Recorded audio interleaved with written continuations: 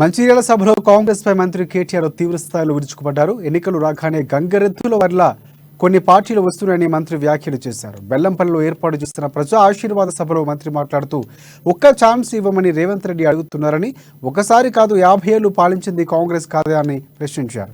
కాంగ్రెస్ హయాంలో కరెంటు ఉంటే వార్త, కేసీఆర్ పాలనలో కరెంటు పోతే వార్త అని అన్నారు. వ్యక్తిత్వం హననం చేసే ప్రయత్నం సాగుతుందని అన్నారు. ప్రజలు అలాంటి వాళ్ళు నమ్మొద్దని తెలిపారు. కాంగ్రెస్ కొన ఊపిరిలో ఉందని అన్నారు. బండి సంజయ్ మనిషో పిచ్చోడో అర్థం కావటం లేదని మండిపడ్డారు. నరేంద్ర మోదీ దేవుడు ఎలా అయ్యాడని ప్రశ్నించారు. వచ్చినట్టు సంక్రాంతికి ఊపుకుంటా మళ్ళొస్తారు. ఇక మళ్ళీ పెద్ద పెద్ద మాటలు. ఒక ఆయన ఉన్నాడు, కాంగ్రెస్ పార్టీ అధ్యక్షుడు. ఆయన మాట్లాడుతున్నాడు, మాకు ఒక్క ఛాన్స్ ఇయ్యండి, ఒక్క ఛాన్స్ ఇయ్యండి అని రేవంత్ రెడ్డి గారు ఉదర కొడతా ఉన్నాడు. నేను అడుగుతున్నా, మా బెల్లంపల్లిలో ఉన్న అన్నలను, తమ్ముళ్లను, అక్కలను, చెల్లెలను ఒక్క ఛాన్సా? ఎన్ని ఛాన్సులు ఇచ్చినా మనం కాంగ్రెస్ పార్టీకి? 55 ఏళ్లలో 75 ఏళ్లలో స్వాతంత్రం వచ్చినాక 55 ఏళ్లు ఉన్నది కాంగ్రెస్ పార్టీ కాదా? దేశాన్ని, రాష్ట్రాన్ని నడిపింది కాంగ్రెస్ పార్టీ కాదా? ఎట్లా ఉండే కాంగ్రెస్ పాలన? ఎట్లా ఉండే ఆనాడు 2014 ముందు?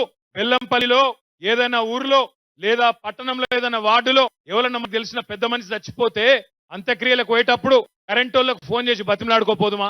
అన్నా, అంత్యక్రియలకు పోవాలి, కాలేజ్ తందుకోవాలి, బాయి కాడికి పోయి స్నానం చేయాలి, ఒక అర్ధగంట కరెంట్ ఇరా బై నీ దండం పెడతా అని చెప్పి ఆనాడు బతిమలాడుకున్న రోజులు మర్చిపోవద్దని చెప్పి నేను